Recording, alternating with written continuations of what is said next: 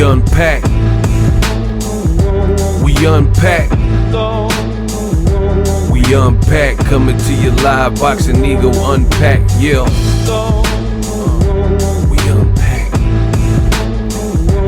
We unpack. We unpack. Coming to you live.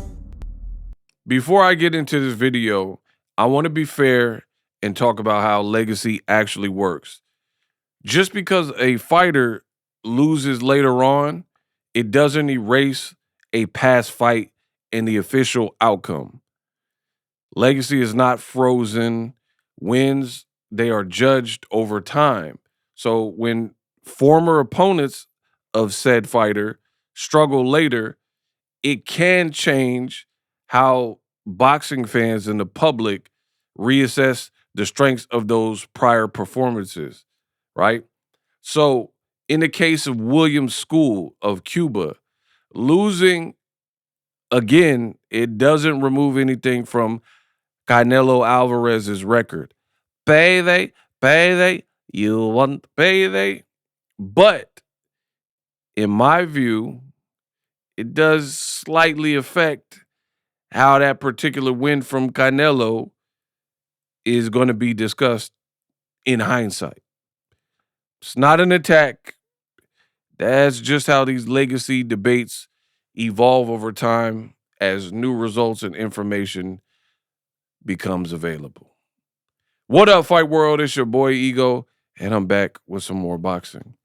Now, I am surprised not too many people seem to even be aware of what actually happened. And it could be because there was a lot of boxing and a lot of events that took place last week, right? You had Shakur Stevenson versus Teofimo Lopez. That was probably the biggest, most anticipated fight out of the fights that were aired. You also had Bakram Murtazaev and Josh Kelly, which was a pretty solid fight as well. And somewhere, somehow, I think lost in the shuffle is what I'm going to discuss about William Scull in this particular video. And the reality is William Scull, he ends up losing to really an unknown and unheralded guy, and not that many people are talking about it. So it is my duty as a boxing reporter to keep you guys informed on all things boxing. And I'll let you guys make up your own opinion, but I will present the facts, and stay tuned to the end of the video. We'll break it down, and then you guys let me know what you think. So, over the weekend, William Scull, right? He ended up fighting a guy named Jacob Bank. Put in the comment section if you've watched or heard of Jacob Bank, because this is no funny business. I literally had never heard of him, right? And I look at it and like William Scull, he looks like a big dude. You can see, you look right there, you see his back, pretty big dude, right? And I want to say about round 6, it was actually round 6, right? He was getting hit with some big, big shots. And I cannot play the clip for copyright reasons, as you guys know, but he ended up getting hit in round 6 with a big left hand that really rocked him, right? And his head went back like that. And I was like, okay, this Jacob dude, Jacob Bank, is really coming for it. And as you can see, Jacob Bank really started to pile it on William Scull. And he gained confidence at this given moment, right? So he started to press the action, press forward. And then it got to a point where he was hitting William Scull with some big, big shots. You could tell by his reaction, right? And I will put in the comments the actual link because DAZN Boxing, they have posted the fight so you guys could watch it, right? And he started to get punished by Jacob Bank. Boom. So he's flailing around, spilling on the ropes. Then he actually gets knocked down. Jacob Bank scores a knockdown. It From that point, it looked like no good for William School. His legs seemed to be real bad. I do give William School credit. He showed a lot of heart here. The ref was doing his counting, like 3, 4, 5, and he was trying to gather himself. He took a decently long count, right? While he tries to pick him, get his wits about him. But as you can see, as he stood up, still looked a bit wobbly. Still looked like kind of like that little Kim dance that she be doing. It's the real hip hop, hip hop, hip hop. When Lil Kim be like doing that little dance that everybody talks about online, right? So the legs weren't looking good. Jacob Bank, you could see it. Primal instinct kicked on. This is a huge moment, a huge opportunity for him, right?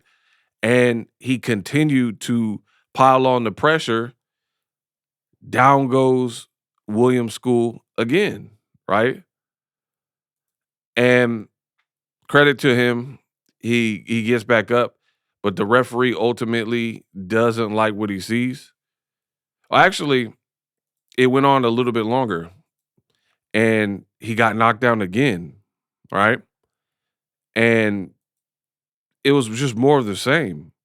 Kept picking himself back up, and then eventually the ref is fresh out of options.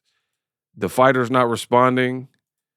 Jacob Bank continues to hurt him. You see how he's falling on the ropes or whatnot. And Jacob Bank ends up scoring a knockout. Boom. You see his leg bent. That's usually not a good sign for the fighter as well when the leg gets bent. So, William School right here, boom. The ref's like, hey, come here. Come. He already gave him a ton of chances, right? Ton of chances. Ultimately doesn't like what he sees and he calls it off. William School, he looks very disappointed. Like, man, what? But I watched the fight. It was the right call. Jacob Bank won. No questions asked about it. There was a lot of knockdowns, a lot of big shots that were landing, and ultimately, it just wasn't William School's night. It just wasn't his night at all. Now, again, this somehow, some way went under the radar from most boxing fans. A lot of people hearing me that watch, I'm the best in the business, right? A lot of people, they turn to me for the news. So this will be the first time. And let me know in the comment section if this is your first time hearing about the Williams School fight, then identify that in the comment section with just type the word school. You don't even have to spell skull correctly. Just put school or skull in the comment section. And if enough of you guys, that's too easy. We'll go a little bit harder. If Boxingego delivering this boxing news is the first time that you've heard about it, type the word first time. So if enough people in the comment section type the word first time, it'll notify me that I delivered boxing news to you, and this was the first time that you were informed of this. Now, what does this mean for Canelo Álvarez, right? And it segues into Terrence Crawford as well, which I'll get into. Well, for me, when I'm looking at it, William School, this is his box rec, 23-2, right? So he has 25 bouts and he only has 9 knockouts. So not really a high KO percentage, 39%, below average. This is who Canelo fought for the IBF belt. Remember, for the Turkey card in Saudi Arabia, Canelo Alvarez, right here, Saul Canelo Alvarez, earlier this year in May, Cinco de Mayo, for the Cinco de Mayo card in Riyadh, A&B Arena in Riyadh, fought him for the IBF belt. This was so a planned Terrence Crawford fight, which was later to commence in September, would be for all the belts. But I said it then, and I still believe it now. William School wasn't this accomplished. He did have the belt. So that is a fact. But I told you there's also a lot of politics that make for that to be the case. And William School was no exception to that rule. And you look at it, this is who Canelo Alvarez ended up fighting to get the IBF. So the Crawford fight could be for undisputed. So when I'm looking back at it, even though it happened after, you can't Canelo won and beat William School fair and square. I get it, but we're still people are always going to look at the perception and the reality of it.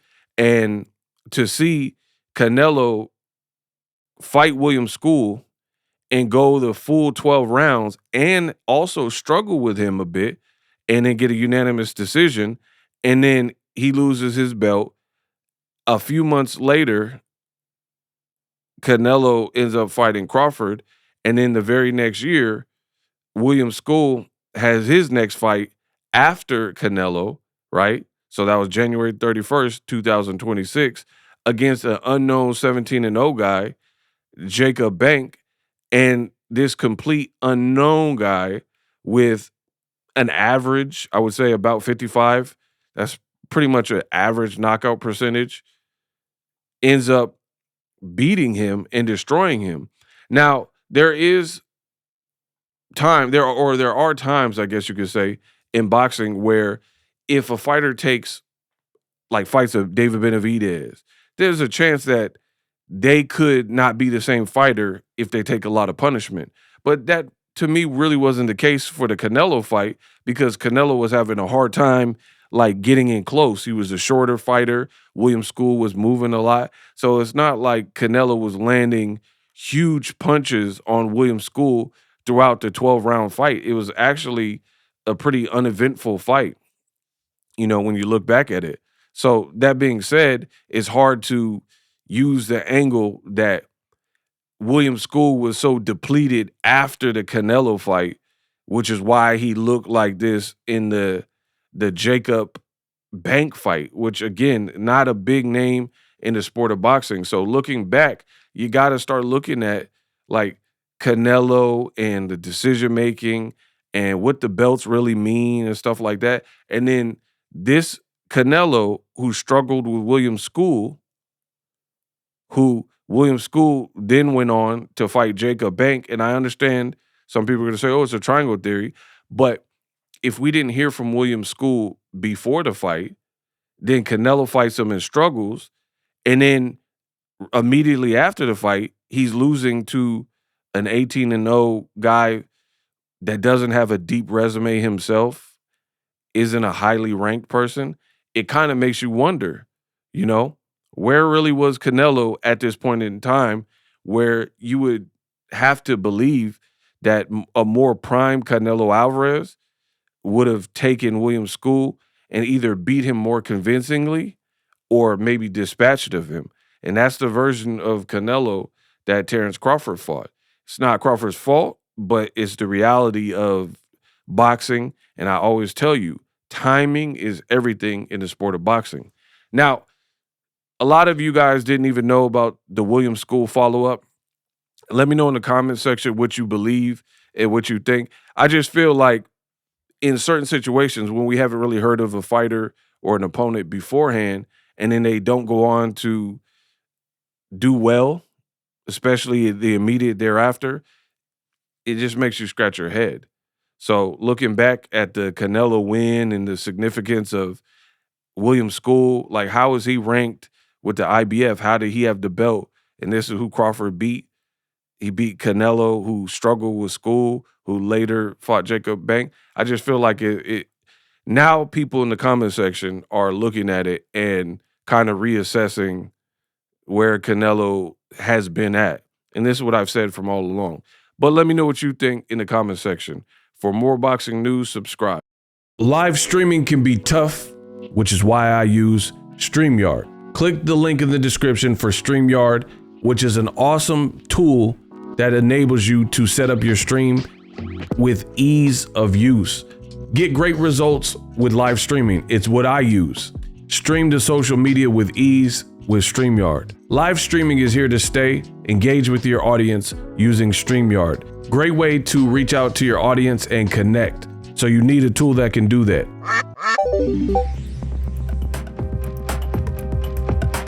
If you're new to YouTube and you're struggling to get views, one tool I can provide to you is TubeBuddy. I've been on YouTube over 10 years.